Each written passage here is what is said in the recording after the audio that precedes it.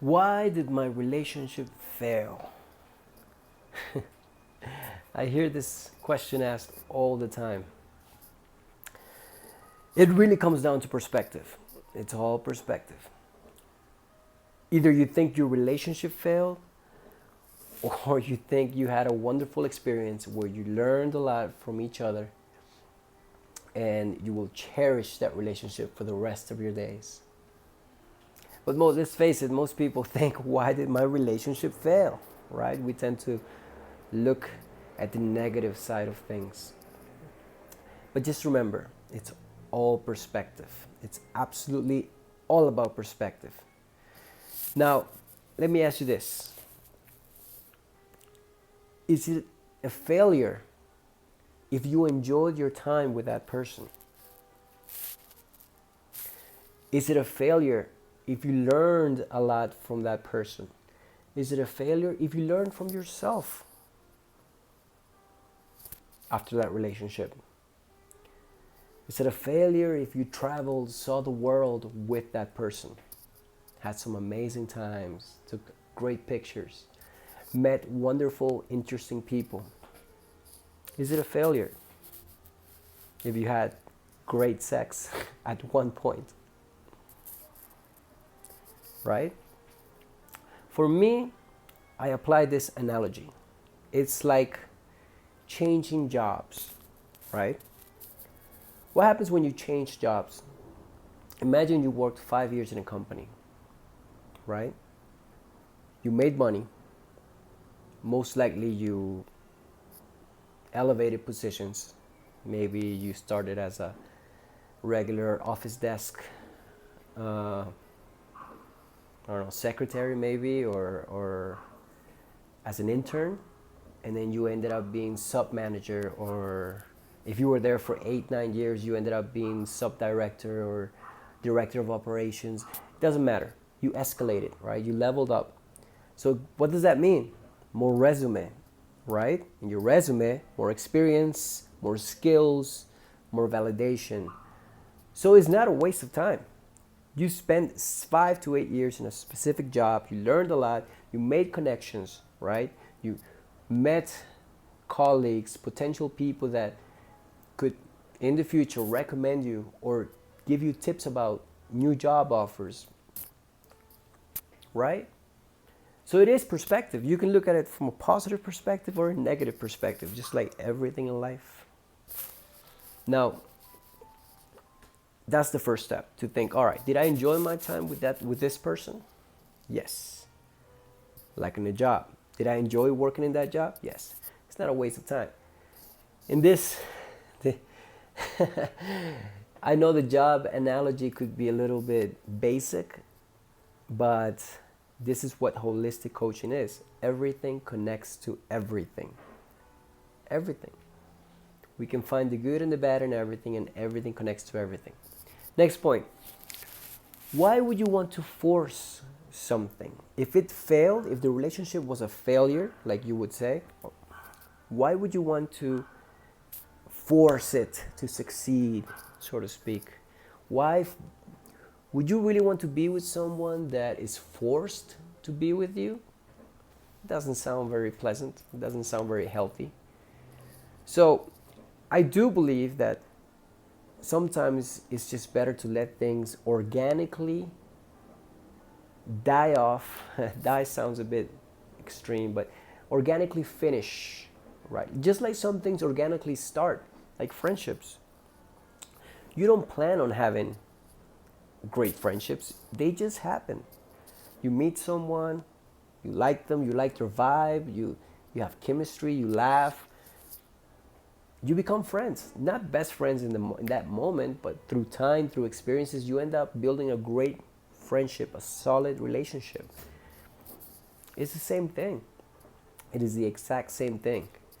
You don't want to force people to be with you. Just like you don't want to force your friends to be with you, you don't want to force your partner to be with you. That is not ideal. Now, we are constantly changing. Change. I am not the same person I was 10 years ago. Not even 5 years ago. We are constantly changing our taste, our what attracts us. Everything is constantly evolving, right? So if we're talking about a long-term relationship, that person that you met 5, 10 years ago is also changing, just like you are changing.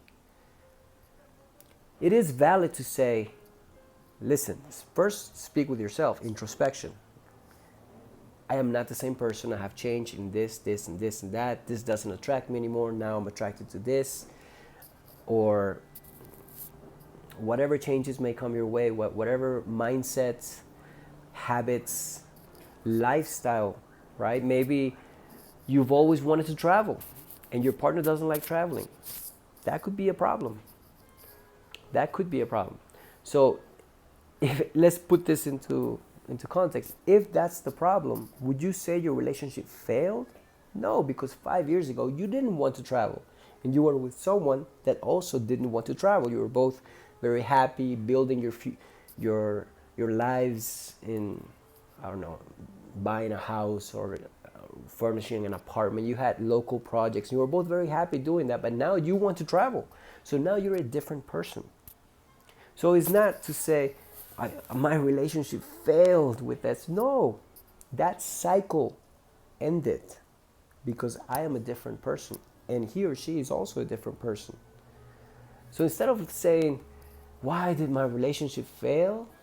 Why not try saying, okay, not even asking about it, just saying, acknowledging, this is the end of the cycle with this person.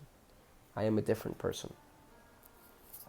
Closure, organically. Now, there's a key here thing, just like I mentioned at the beginning of the video. It is all about perspective.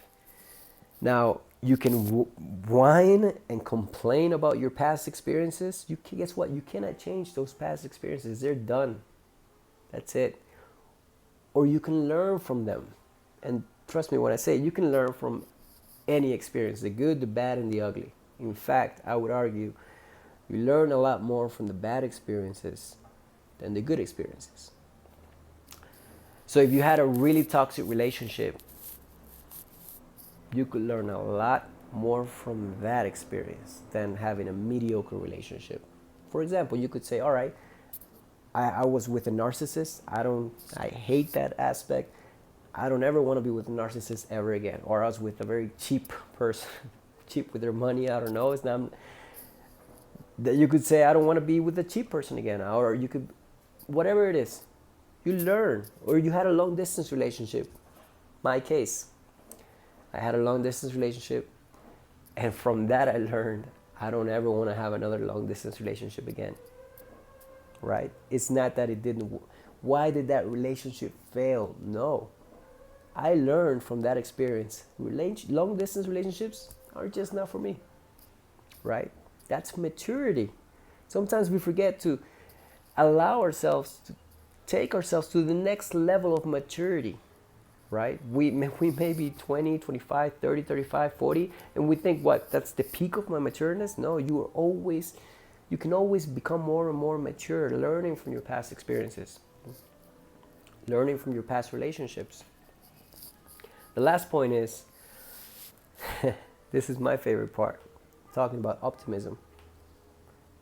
You learn from what that relationship left behind, and you level yourself up. Level yourself up. What does that mean?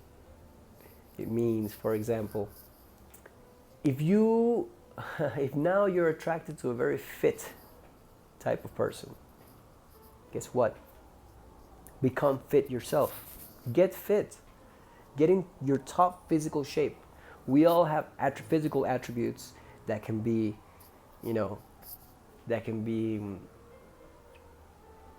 what is the word I'm looking for? No, I'm at a loss of words. We all have specific physical attributes that can be what is the word I'm looking for? The point I'm trying to make is everybody has something special about themselves, something unique about themselves, whether it's physically or mentally. Why? Because of experience. right? The phrase I was thinking of, we all have physical attributes that can come to light, as the siren or in my neighborhood plays. My point is, you level yourself up. Now you know what you like, what you don't like.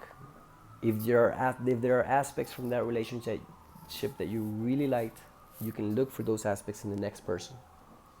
And you get excited. You get excited. This is the best part about leveling up. Once you're working on yourself, you're leveling up, you can get excited because you're going to meet someone on a whole new level. And now you know what you like, what you dislike. Just get excited.